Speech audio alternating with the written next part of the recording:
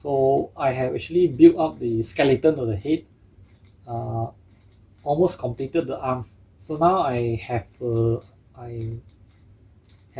wrist joint on each of the arm. I'm still trying to figure out the best way to incorporate robotic grippers into the wrist. Now, when I complete the machine, I hope to include a Raspberry Pi computer on the head. So this is actually a Raspberry Pi A3 Plus. I actually attach a 5 megapixel camera onto the enclosure. So it will be something like this. So the Raspberry Pi computer will communicate with the robotic controller and can perform some higher level action in future. Now let me just demonstrate some of the actions. Move, looks to the left and looks downwards. Looks to the right and looks upward and back to the front. Repeat again.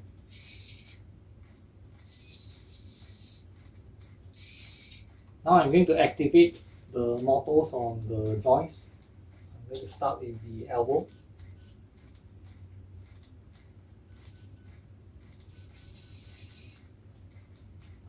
Here is the arm.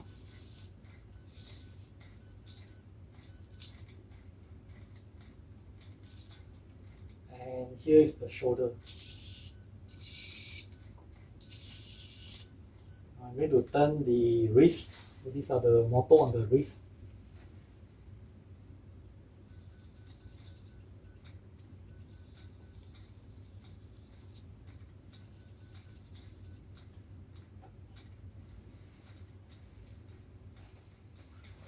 So now I'm going to manually control the robot to pick up a small box at the back of the room.